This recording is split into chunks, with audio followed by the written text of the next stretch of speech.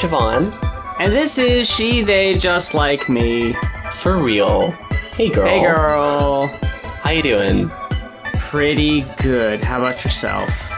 Very, very tired. Same. I'm alive and I'm here. We have a very special guest on the pod today. This is the lovely guitarist Genevieve Quiquivix. Is that right? It's Quiquivix. That's cool. I believe that's Mayan, right? Yes. Yeah. It is Mayan. That's so cool. Yeah, no, Yeah. Usually people don't guess it pretty right on, so I was like, whoa, cool, yeah, correct. I did some field work in Belize one time, and there was some Quiche Maya people who lived around. They were just the coolest. So I especially loved hearing the language actually spoken. It was incredible. Wow, cool. That sounds really cool. Yeah, it was. But anyway, yeah, I'd like to start by asking you a little bit about your career in music and some of the things that you've done. Guess where should I start? Because I've been playing since I was in high school. I've been in a lot of bands, I guess throughout my journey as a musician, artist, whatever you want to call it, person. For sure, the first band I started touring with, we're this band is actually trying to tour and trying to make records, kind of thing. It was a band called Struck Out from Long Beach, California. That was the first band that I was in that were it was kind of more serious, because I've been in bands before where we write songs and nothing gets recorded, or shows fall through and everyone's not as committed, I guess, to the idea of it for whatever reason, because there's a lot of reasons for that. But yeah, Struck Out was the first band where we started touring, and it's also where I felt like I was able to be myself as a guitar player too. So, because before that I was playing a lot of bands that sounded like other bands. Because I don't know, it was a post-hardcore punk band, and Ooh. It was Hell yeah, my kind of music. It was really sick, and it was also very queer positive and focused and stuff. And that was also the band that started transitioning, I guess, too. We only did one album together. The band has a bunch of stuff online, but I only did one album the run I was in. And that band kind of ended after I was kind of done with it. I think at the time I felt like things weren't going well. Things were just kind of little by little coming apart in its own way. I just wasn't having the same amount of fun as I used to. At that time, I think a lot of new things was happening for me in my personal life, including transitioning, but also just finding a partner at that time, wanting to focus on that more than at the band at the time, because it was just more important to me at that time, and I felt that, I think. And yeah, so I left, and I think after that happened, the band decided to disband, which was fine. I think everyone at that point wanted to go their separate ways anyway, which is cool because everyone is doing their own thing. I know the bassist and singer still does music, he does his own music, and he does video editing and stuff like that. And the drummer now is has this really cool band with his old best friend and stuff like that, and they have a music studio that does a lot of cool stuff for trans musicians and stuff. So it was kind of a win-win, I feel, for everybody in the end. Absolutely, that sounds really cool. At the time, it was kind of hard, but something kind of falling apart, then something coming from it, it was very positive, and I feel pretty happy about that. Even though I had a lot of regrets in that band, I was really happy how things turned out for everybody. And so after that band, I think if I remember right, COVID happened. Oh. Yeah, that makes sense. Yeah, so I wasn't really doing anything, and I think at one point during that process, I started working with an old friend. She has a singer-songwriter named Hannah Morose, and she was recording her self-album and stuff like that. She asked me to play guitar on it, and I did, and that was a lot of fun. That was kind of the bridge, I guess, where I got to join Chase Petra. The drummer she had for that band, Evan, was playing for her too. I think also helping her record the album as well. And that's how I met Evan.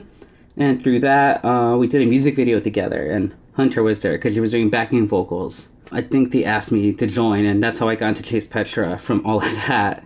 Through all those connections. So it sounds like it's a bit of a winding road, and I mean, I certainly became familiar with you through Chase Petra. I remember, I think I saw y'all play in Austin last November, and then I think I followed like everyone in the band after that, and I think we became mutuals shortly after that. Where was that at? Like, where in Austin was it? Oh fuck, I don't even remember the venue, honestly, because I'd never been to that venue before.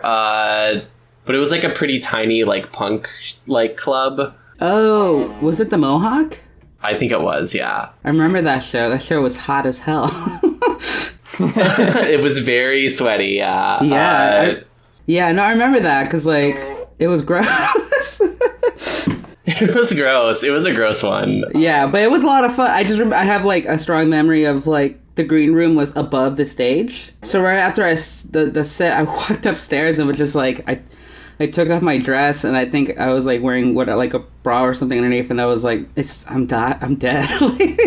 Like I felt like I got into a boxing match or something. It was Holy cool. shit. It was really cool and punk as fuck. But Yeah. I remember being like, wow, Texas is brutal. At least they didn't have you play at one of the clubs in Texas where they still allow smoking indoors, because I've been at those shows before.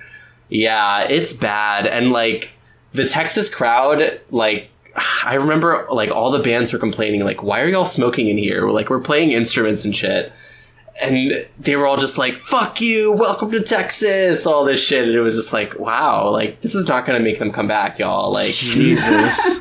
For people who are unfamiliar, how would you describe Chase Petra? Because what I usually say is that they're like, I don't know, they're kind of like almost like a surf punk band. But they write songs about being a sad girl, essentially. My impression of them was, because like I was a fan before I joined the band as well. So like I always felt like they had like emo pop punk, but like singer-songwriter indie vibes. Yes. That's how I felt about the band, especially how they sounded live and stuff, because like they're from Long Beach, so like there was a lot of crossover of like people knowing other people and stuff like that. Because like when I was in Struck Out, I saw them play, and I remember having moments like, man, there's a lot of in here. Like, you know, like there's like, you know, their music, there's a lot going on that's kind of interesting and stuff like Yeah. that. That's how I think I would also, like, because on tour, people ask, because they see your van and a trailer sometimes if you're carrying a trailer with extra stuff, and they're always like, oh, are you in a band? And you're like, you have to then like, what kind of music you could play, and you have to kind of figure out how to describe it. I think for a while we were just saying pop rock for a while, or indie pop. The North Carolina punk scene can be kind of hit or miss when it comes to queer musicians. It's definitely gotten better in the past few years, but how was it in California, especially in the hardcore punk scene coming out as trans? Honestly, it's pretty chill. Like I personally have never like dealt with any like bullshit from people like that ever. But also a lot of those, like, if you were like a queer musician in LA, you were probably playing like in a queer band with other queer. There's like so many queer musicians here. So I think because of that, like there was a lot of shows or scenes where it was already catered to be like kind of a safe queer hardcore punk whatever like situation. If there is any issue, it's really rare, you know? Before that, all the bands I was in before, those were like transphobic through just like dudes being dudes talking about bullshit like situations that are like typically transphobic, you know? Yeah, so like you know, being like a baby egg, whatever you want to call it, like, and being in the middle of those like practice or whatever, like recording sessions, you're just like, ooh, like I don't like this environment. It's awful. But like in LA, yeah, no, there's so, especially now, I feel like especially post like quarantine and all that stuff, there's been like more of that, like just more queer, like safer places and stuff like that, and like which is cool. Like but yeah, LA, it's been honestly, yeah, very chill. I don't think I could think of anything negative lately. You may get out to shows here, and there's definitely more of a queer representation in the audience. And there's kind of the joke been going around that the shows have gotten queer, but it's the same people. Like, everyone just came out within the past couple of years. Like, everyone's way more chill now. I don't know what happened. But yeah, definitely quarantine. The fucking quarantine comes up on this podcast a lot as a catalyst of sorts. I felt like the only time I felt like And it wasn't like on purpose, but like when I was in Struck Out, we did like a small tour. I can't remember how long it was, but probably like a week or two, but we did a tour in the East Coast. The drummer at the time, James, their friend who lived in Boston, like near Boston, whatever, had a band, and we toured with them, and one of the members of that band, I don't think they're in the band anymore. I think that person was kind of like shitty in their own way, but like, he would always like bring up weird things, you know, just like, hey, you know, I have a trans coworker at my work, and I'm like, cool. Good morning to you too. What am I gonna do with that? Yeah, it's like, do you expect me to know them? Like, I don't know where you're coming from. Like, it was really like, you know, like small little instances like that, or people asking me, and like, I know, like, in their way, they weren't trying to be like shitty about it. But I remember in New York, after a set, someone was like, "Oh, wow, you're amazing.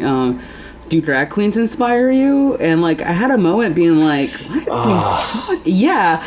It's pretty fucking wild, and like, so I got to experience that, and then COVID happened, and when I started touring with Chase Petra again, and I think because Chase Petra's fans and the people, that kind of music that it invites, like, pretty like safe and chill, and like, and but again, I think that was just like the combination of, again, like, people who love that band and the place that Chase Petra tries to create, you know, like, we were all kind of collectively making like a safe place for each other and stuff like that. And I think because of that, like, I didn't get to experience any crazy transphobia when I was on tour and stuff like that, because we were like along the way creating pockets of like queer spaces. That's really cool. And that's also, you know, something that I got from the band, and also like seeing y'all perform when I did. And also that was like, I mean, I'm not even a year into my transition, so that was like fairly early for me. I mean, and it still is, I guess. But on that note, I actually wanted to ask you what it was like, basically like transitioning on stage, like performing, even during like the early stages in your transition, because I imagine that's got to be fucking crazy. Me personally, you could not drag my ass on stage, like, even now probably. That's interesting. Well, like, before the pandemic, like, I came out, but I wasn't doing HRT yet. I was like expressing myself in that way, but not like doing the hormones yet. The pandemic, like, because I work in food service, so like that didn't really stop for me. I started like my like hormonal transition right like when COVID started happening. For me, like, I felt very lucky because it gave me like kind of an open space to go through all of those early like pains, I guess, especially like figuring out dosages and stuff like that, like how much estrogen should I be having and stuff, because in the beginning it was like fucking rough.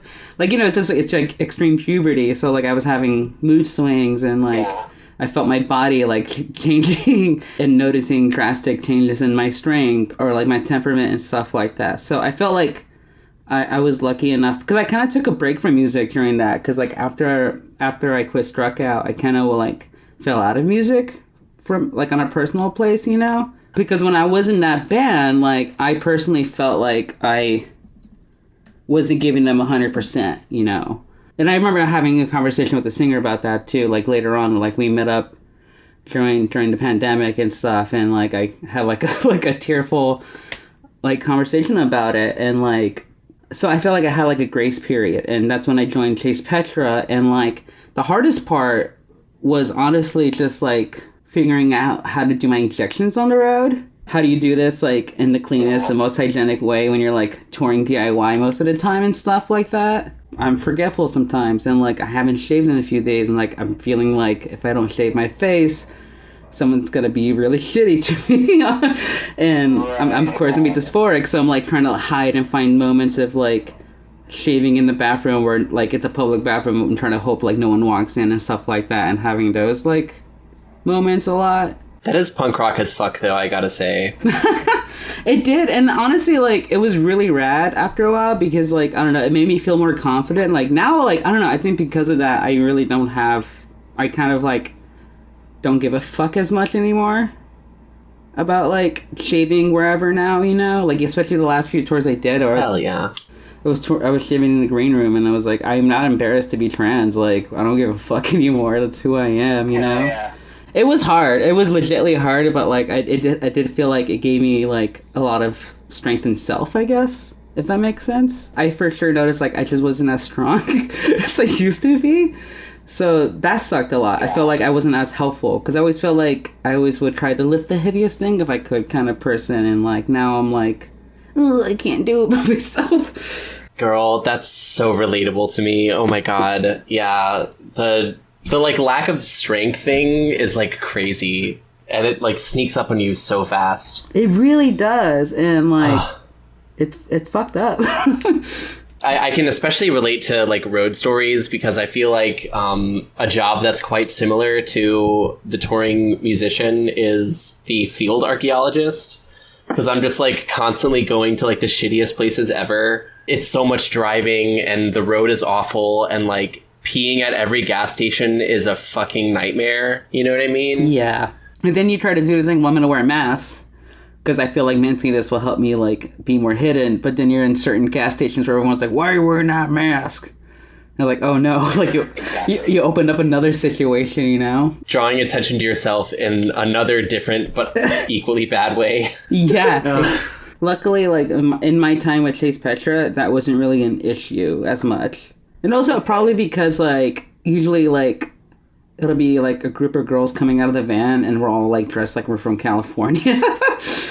So I think we were just a collective, like everyone looked at us kind of thing. So like I felt like that created this like buffer for me, and in a way too. You know, it's always powerful to have like other women around you too, because it's like you're less of a target, I think, and sometimes a lot less clockable too. There's even like a tour we had like Brooke couldn't make it, so we had like the friend of the touring drummers like sub in, and like. He just this really like tall white guy that's like really strong looking, so it was just like nice to have him around. Because he was also just I think I felt like he was low key, like if anything happened he was like I got you, don't even worry about it. Okay, and I guess on that note, one of the things that I wanted to talk to you about, and one of the experiences that I'm particularly interested in is like what it's like to be a part of like a sort of like girl rock band, like as a trans woman, like. Did you have any experiences that were particularly like noteworthy about that? And I guess did it like inform you on your understanding of like your transness and things like that? Well, at the beginning, it was interesting because like with the band, like there's Hunter and Brooke, and there's Evan. Evan wasn't touring with them because of like he was in school and trying to get his master's. So we always had like a dude in tour until like I think the last few tours we did. It just didn't became like strictly just like all women. The drummer was Ciara, an incredible drummer. Also like my bestie. Yeah, she was really good. She's really good. So it was Ciara, Hunter, Brooke, and me, and then Nyla, who was like our merch tour person. So that was like the first like unit. Femme unit, I guess, if you want to call it that. That was my first experience in that situation, I guess. Because, like, Hunter and Brooke always kind of kept to themselves. They have, like, a pretty strong relationship, like, friendship-wise. So, like, they're always kind of, like, twinsies. So, like, a lot of the time I would, like, be hanging out whatever the other guy was. Which I always felt a little, like... And that's more of a me thing, but I always felt kind of weird, you know? Because, like, it felt like I was falling back into... I was, like, going backwards, if that makes sense. But, yeah, once it became, like, yeah, like a girl party, like... And that was the Pool Kids tour. Like, it was... And I think we even called it the... Like, was it that tour? No. It was the one... I think it was the Inter Shikari tour we did. That was the first time. And it was rad. Like, for me, it was, like, kind of cool. Because it, like... And oddly enough, it was, like, a familiar thing. Because, like... I feel like in most of my life, like, a lot of my, like, nearest friends or people I would hang out with a lot were always women anyway. So, like, it felt, like, normal, I guess, you know? Like, I could get down with the, like, a dude hang, but, like, most of my, like, closest and chillest friends and stuff like that, like, were always girls and stuff. So, like, it felt, like, good again. On a level that was, like, a lot more, like, feminine, I guess, you know? Especially just, like...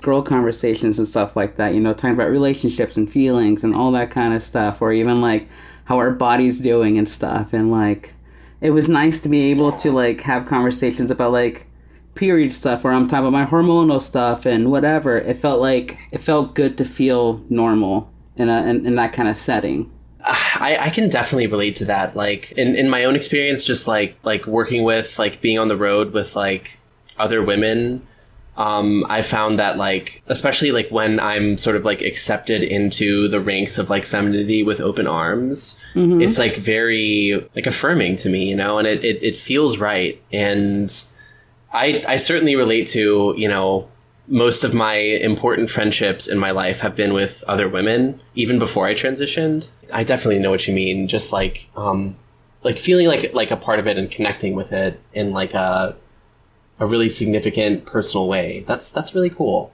Yeah, and like, and Ciara was like honestly like the best part of that situation, just because like he was coming from kind of like, not, I want to say nowhere, but she was like someone outside of that element, you know, like outside of that like friend group in this way. So like because of that, I feel like me and her were able to connect more and have like more, you know, just one-to-one conversations, and like it felt good like having like a friend that's like a cis woman that has like the similar, like everything. We're very similar, like in so many ways that it felt very like gender affirming. It could be from the most girly ways to the most dorky ass dumb ways, you know, like geeking out over like Tobey Maguire era Spider-Man movies. I'm like, fuck yeah.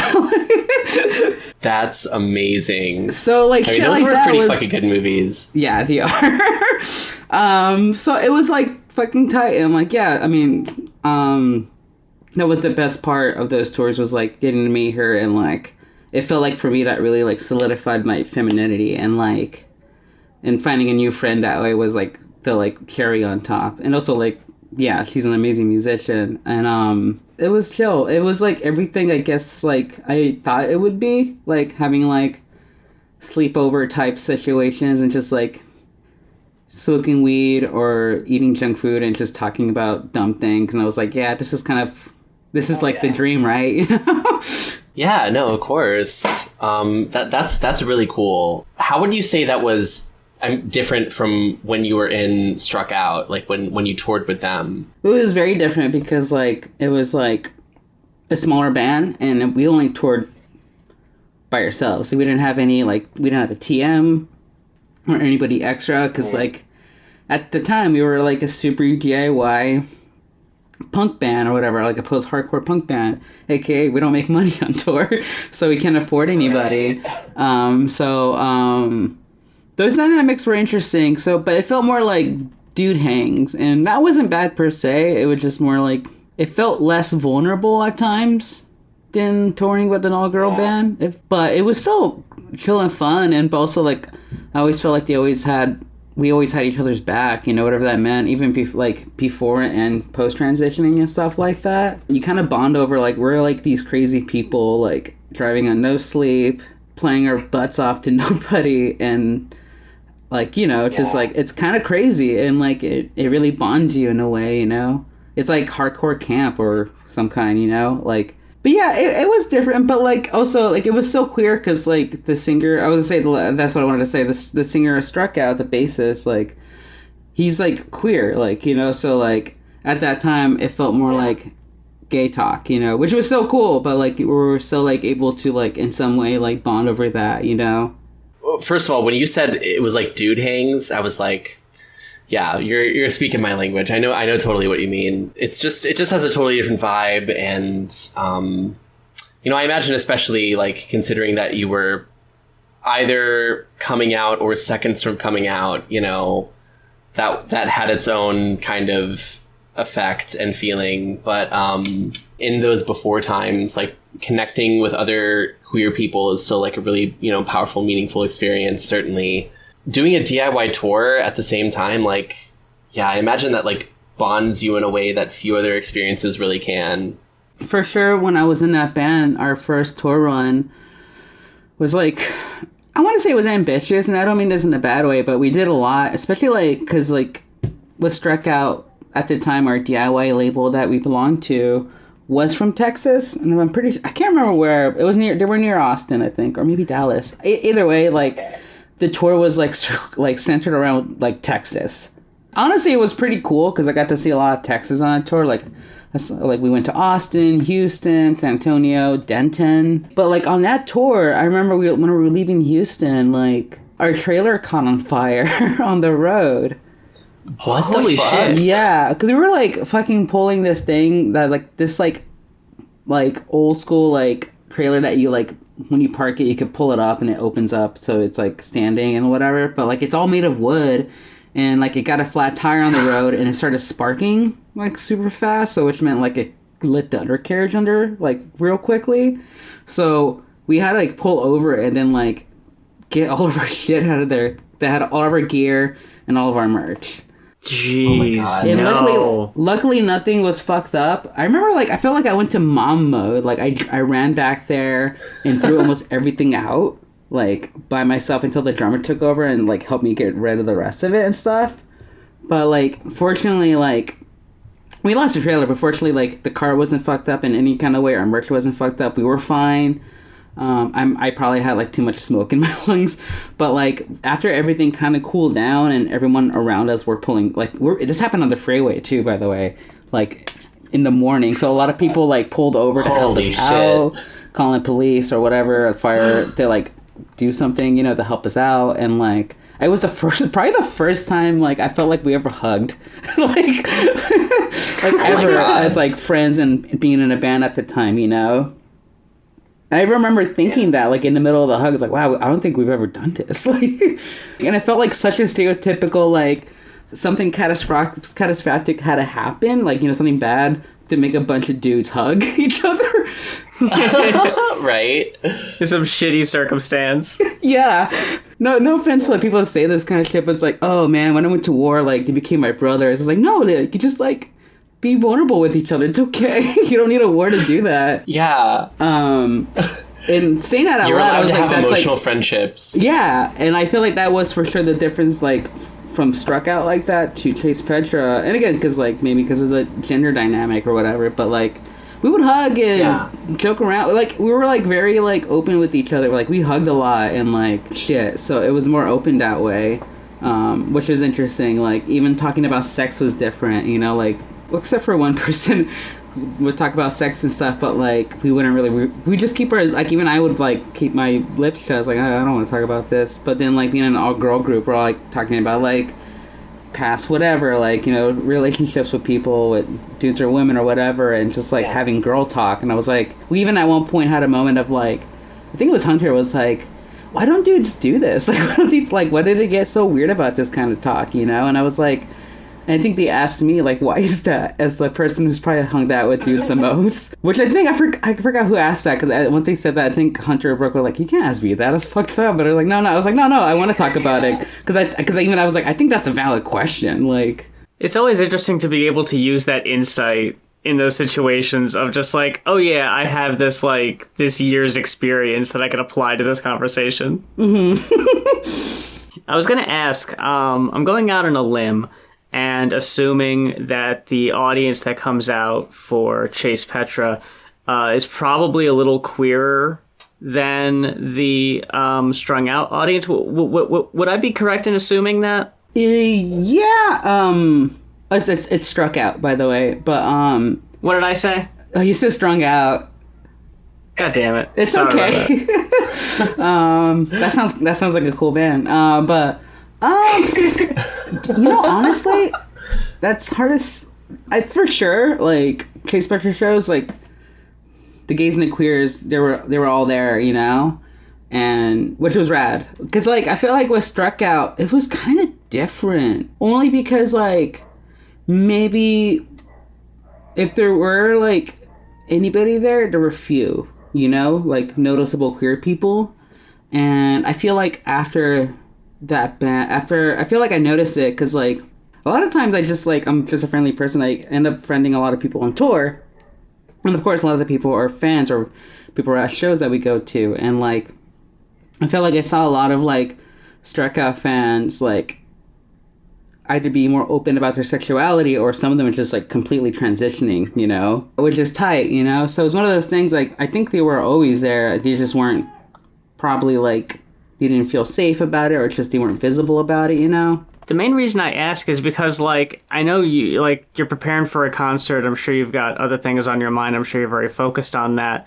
But I was curious, like, as a musician from that side, are you able to pick up on a different energy when there is a more, like, are you more comfortable in front of a crowd that you can tell is more predominantly queer? Like, can you pick up on that from on stage or not?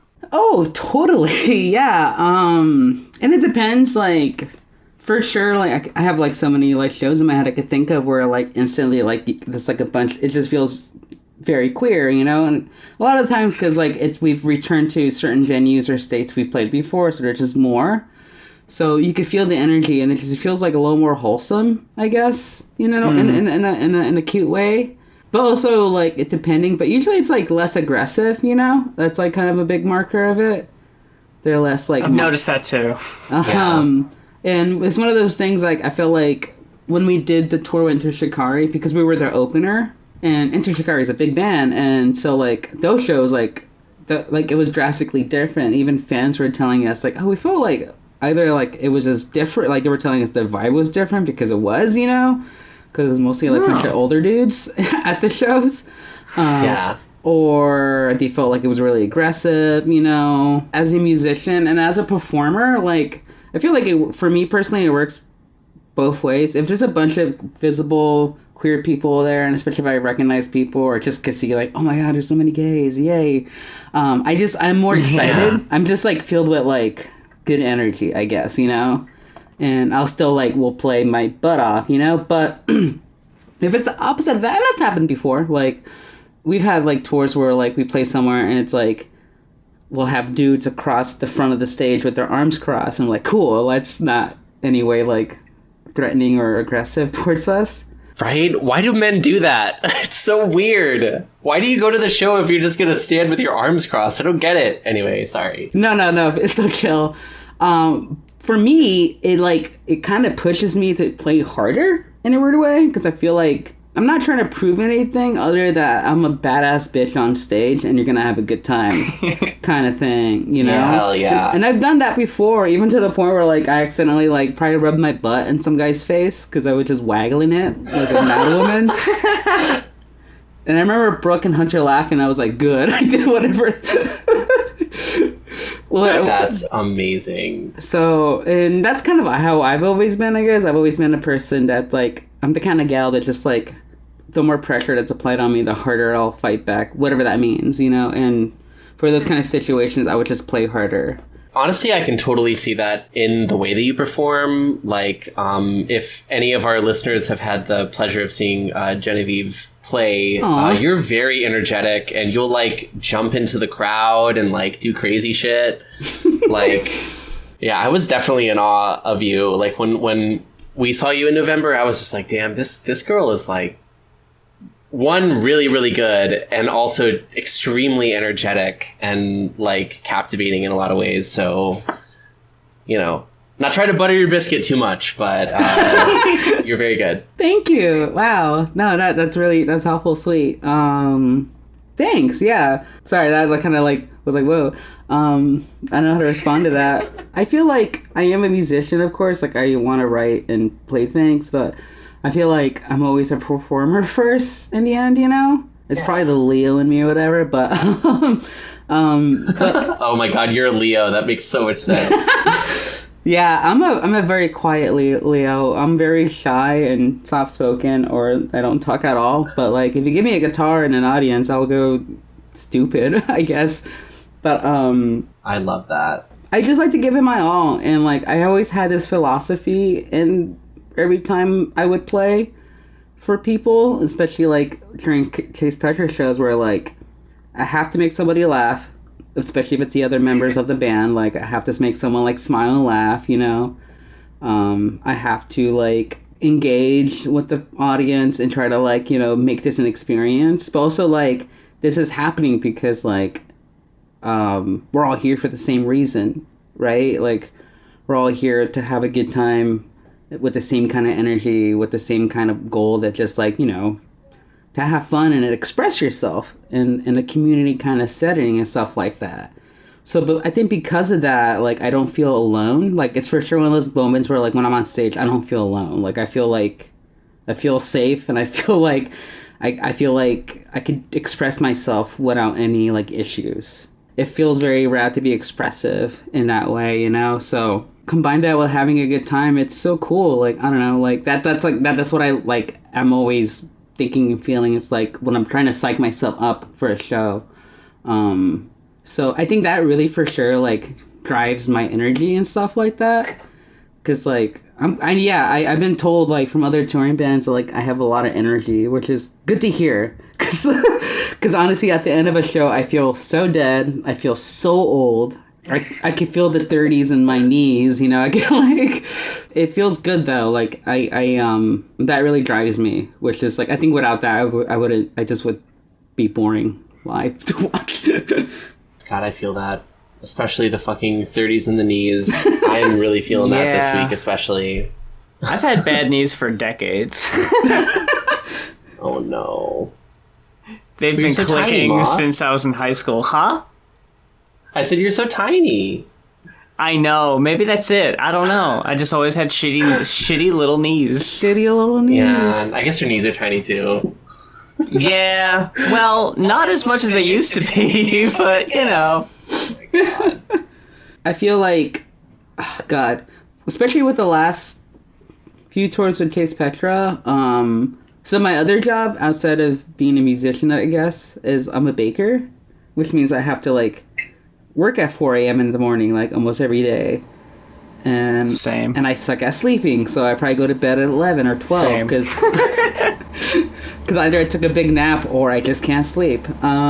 So, like, on tour, I'm, like, getting 6 to 7 hours of sleep, which is already, like, hands down more than I normally get at home. And I'm trying to be conscious of, like, eating well on tour. Because on my very first tour, like, I think I was, like, close to bad nutrition, just because, like, I was vegan, and at the time, finding vegan food was, like, almost near impossible. Yeah. I've always been conscious, like, I need to have certain foods or whatever. So I feel the combination of that and just, like, having a form of exercise almost every night, like, it just, I was probably in my best shape in my life being on tour than I am at home smoking weed and eating hot Cheetos 24/7. Hell yeah. In Chase Petra made a music video for Reliable Narrator. Uh-huh. And you were in it, correct? Yes. So what was the experience of, like, shooting a music video? What's that like? That music video was interesting because, like, up to that point, I'd probably done a few. This one was interesting because, like, the whole setup was kind of a party vibe. Everyone was, like, I think vaping weed and smoking joints and drinking mixed drinks all night. I was pretty drunk, so, like, so I think that night I made, like, and everyone was, like, super queer and super rad, and, like, we all were dressed up, so just being total, like, nutcases all night. But it was also meant, like, us just, like, waiting a lot, which meant we were drinking more. So it was kind of like a wild night. I think the funnest part, though, was honestly just, like, I don't know, it felt like a circus because I felt like so many things were going on that night. Like, trying to get shots everywhere, and, like, there was always people somewhere and stuff like that, and we're trying to make it a murder mystery, so we're trying to figure out how to make it a mystery, I guess, you know? So it was a lot of that going on. So it was probably one of the of the music videos I've done, the most, like, chaotic. Not, like, to say it was crazy, but, like, the most, like, all over the place. And I think because of that, it was pretty exhausting. And, but I thought it came out good. Especially, I think, at the end, where I think the end of the video ends with the cake. They had an idea to film it from the top, but we didn't know how to do that with sparklers, and it was a whole thing. And I don't know why, but I ended up becoming the cake bearer in the music video. Like, I'm the one holding it. So, like, we had to do an overhead shot with my, like, hands. And, like, in the video, like, I'm wearing hunter's rings because we wanted to jazz up the shot more.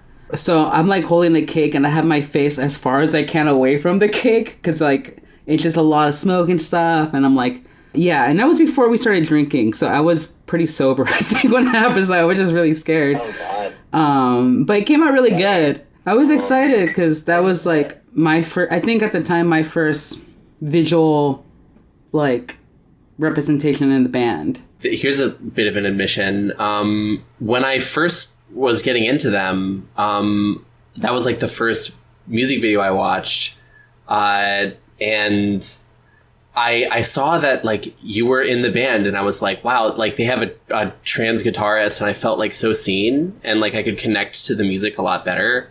And that's one of the reasons why I got in like as into Chase Petra as I currently am. So thank you for that, because it really did mean a lot to me. Thank you for that. Wow, thanks. That's cool. Yeah, this is the real reason why I wanted to get you on the podcast, so I could shower you with compliments. But hey, I'm for it. So you are not currently a member of Chase Petra, is that right? Yes, I am not in the band anymore. What you've talked a little bit about, like how you felt like you connected a lot with the people, perhaps more so than the other band, or in a different way than your other band. How would you feel like those two projects ending felt differently to you, I suppose? What struck out, I think I mentioned it earlier, I had a lot of regret. Like, I felt like I was only giving 50% in that band. When we were writing songs, like, I wouldn't really write anything until either day of or that rehearsal. Instead of other bands I've been in where I'm like, I go home and I work on it and I listen to the music and, you know, try to figure something out. So, like, so with that, like, happening a lot, I felt just really guilty and stuff. So I felt like I wasn't giving myself my all and stuff, except for certain moments. Like, when we did the record, like, that's probably the few times where I felt like I kind of turned on for some reason. Like, I was just, like, about it. And, like, I was like, let's do this. And,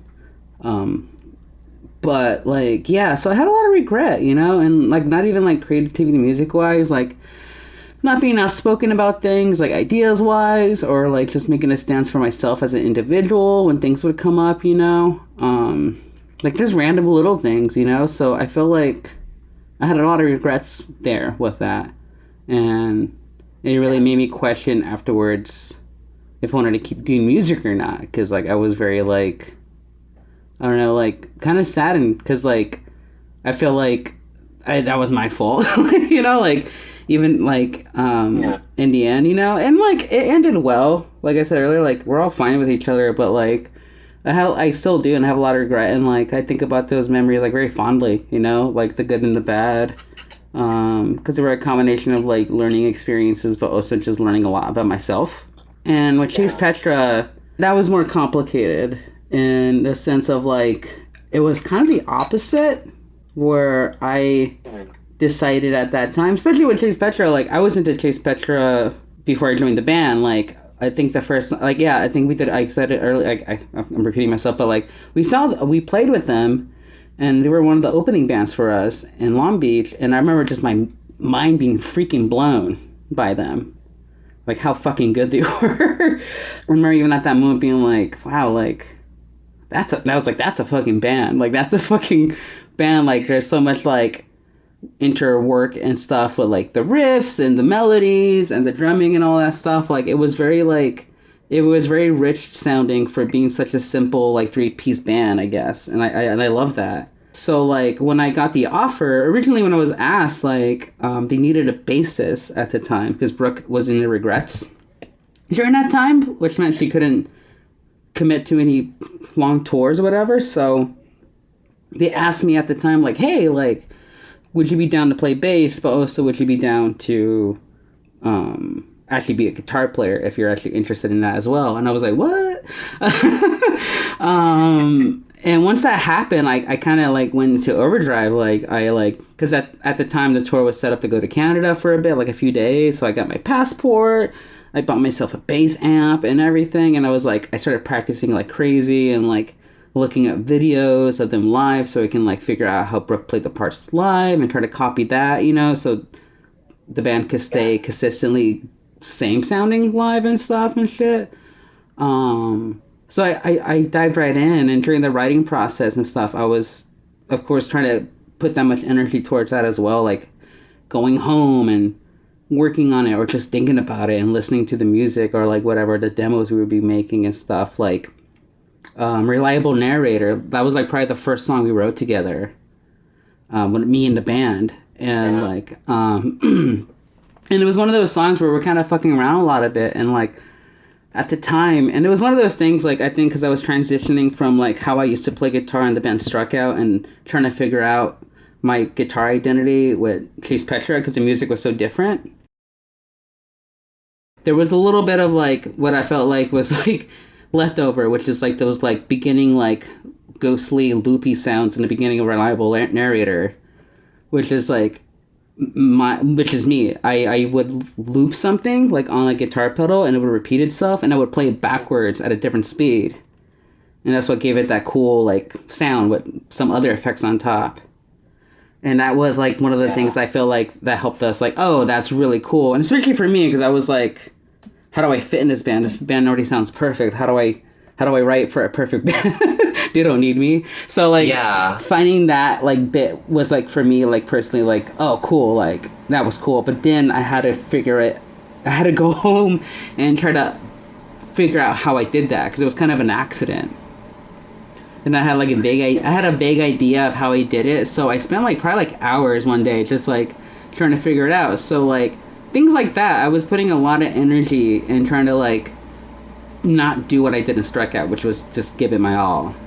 So when the band asked me to leave and stuff like that, it was kind of like, I think it hurt because of that reason a lot. Like that was one of the many reasons it hurt, but like it hurt because like I felt like I was putting in a lot of effort, and when I could too, because like trying to balance like a full-time job and like that was like really hard. So I was really trying my best to like make things happen in that band and try to really write things that would help the band like make songs, you know, like you were just phoning it in like you were exactly previously. And I don't want to phone it in, you know, like I felt embarrassed that I phoned it in with my last band and stuff like that. Like, again, I'm proud of what we did, but like I know in the back of my head we could have probably done more maybe if I really put my fucking heart to it. That's like the beauty of art too, right? Yeah, there's also like a reason why I was like kind of slacking off and Struck Out.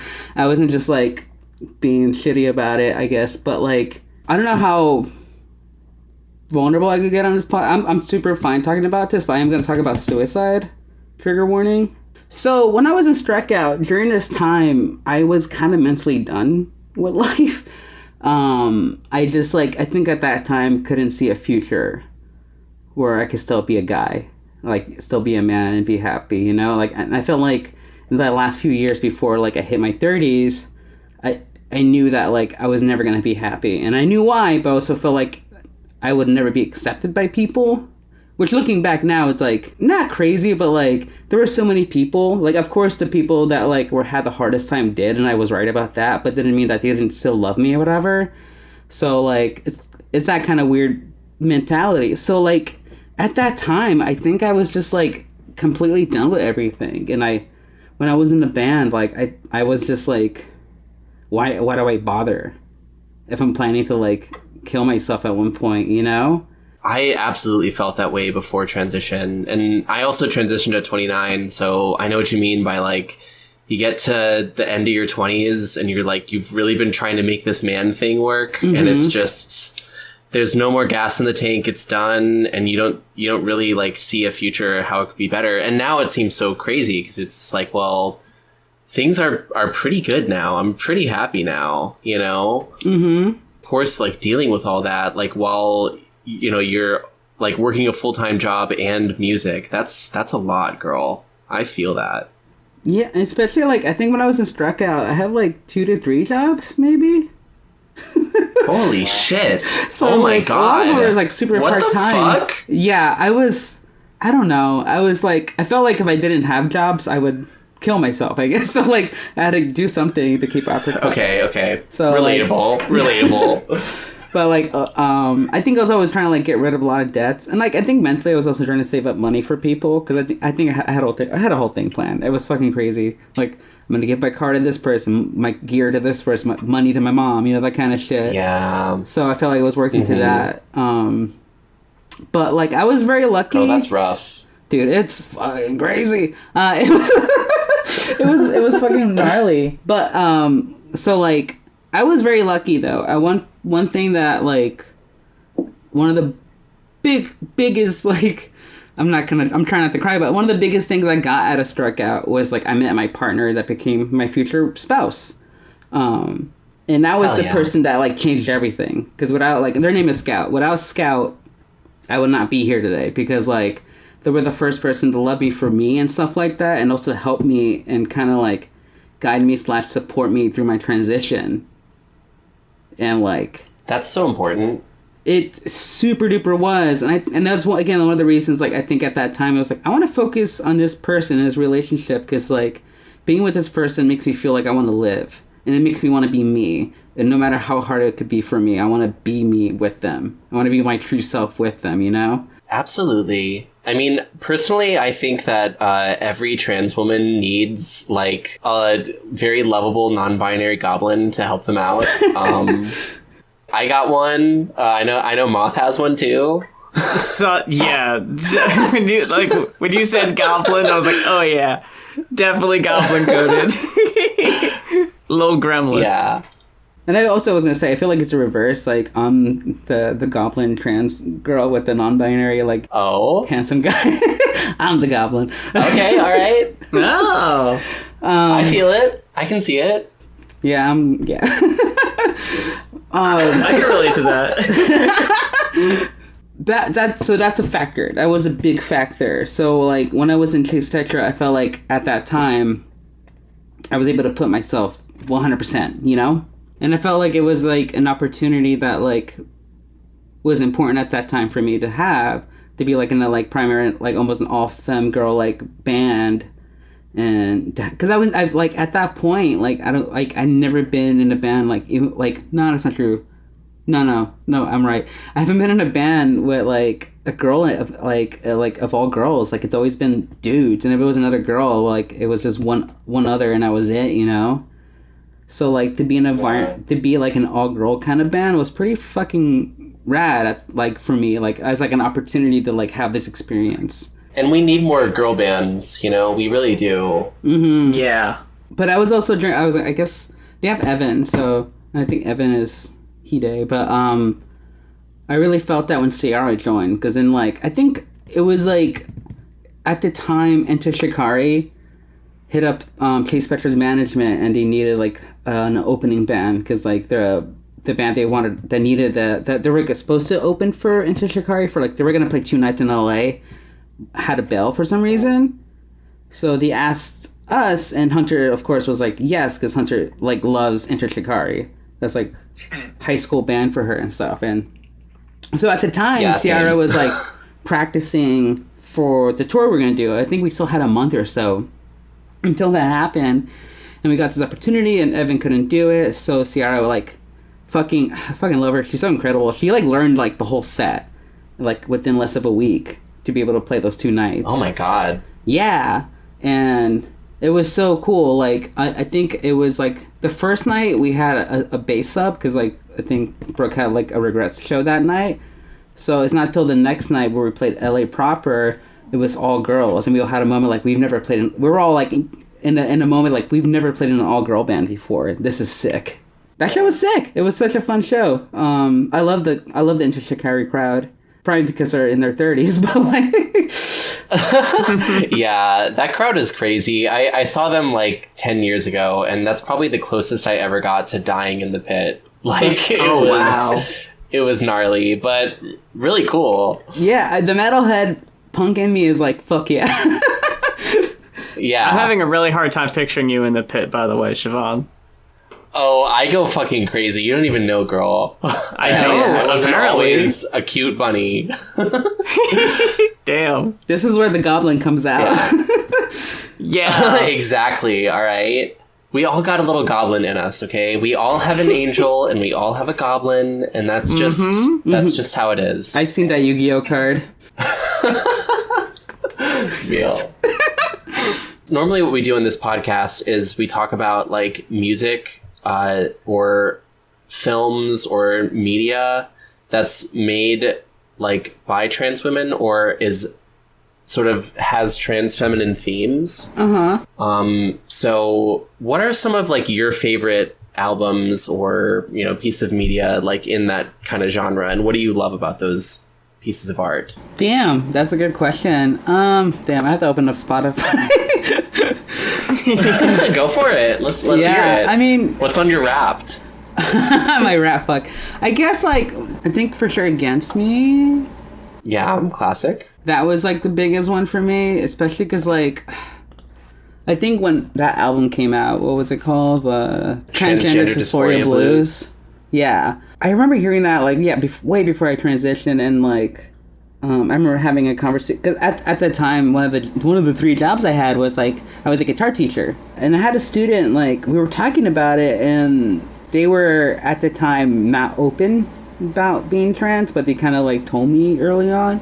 And we were talking about Laura Jane Grace. Wow. And how fucking rad it was and stuff. And I was having this trans conversation with a trans student with her, funny thinking about it now, but I was that was really cool. And that album, especially during and after I transitioned and stuff and was being open about my transness, the album became kind of my go-to angst album anytime it was misgendered or just having extreme dysphoria, you know?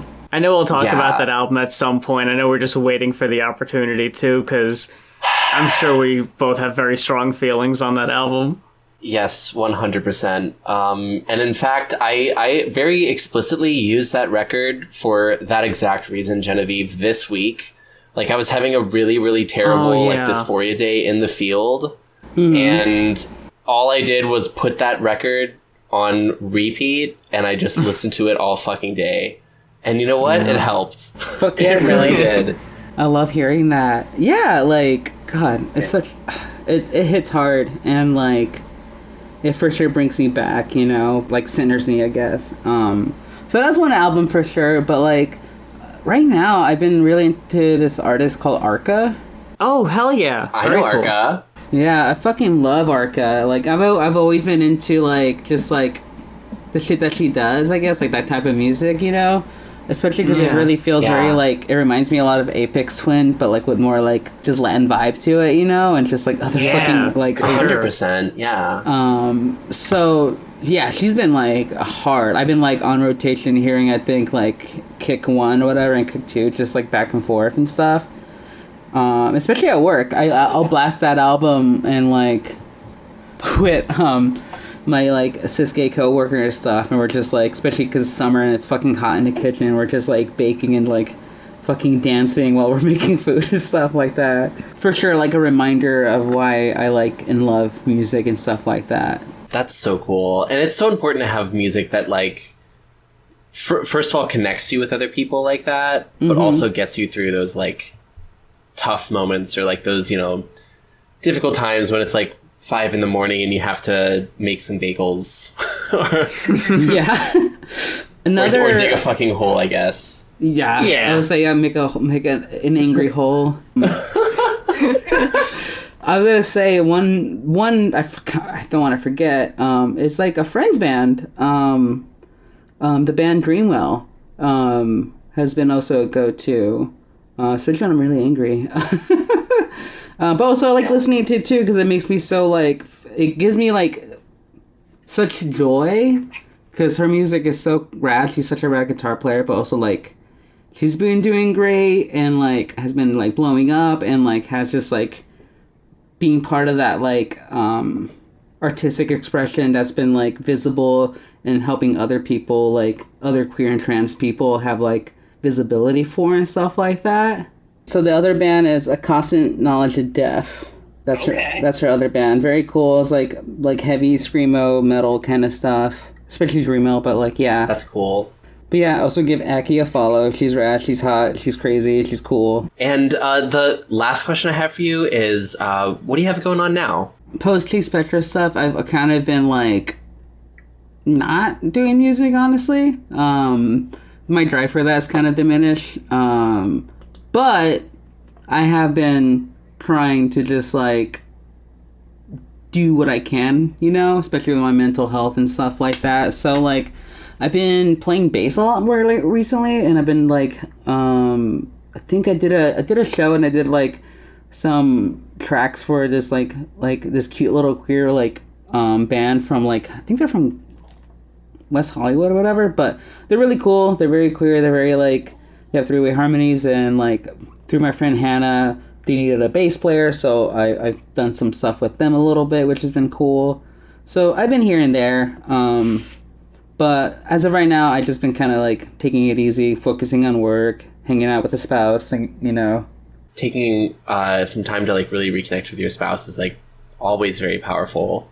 I was gonna say I do plan to get back at it maybe like in a few months, because also I'm trying to get myself financially more stable so I can like join a band and tour and stuff again, you know? Being a touring musician is really hard and it costs money, so please support touring bands. I just have to say that. Yes, please. Genevieve, thank you so much for joining us on the show. Yes, thank you. Thank you for having me. This was fun. I know you've shouted out like other bands or whatever, but is there anything else you want to like shout out? Like, is there any place people can like check you out, like socials or anything you wanted to plug in that way? Yeah, if you guys want to keep up with me, like on IG, I'm Genevieve Tree. Sometimes I'll post a random drawing there and shit, or you can see my cute dog. The place where I'm hanging out the most, which is kind of funny because that place is falling apart, is on fucking Twitter. That's probably the place where I'm probably the most like visible for some reason. There's something about that format that's easier for me to, and I also think because I have so many different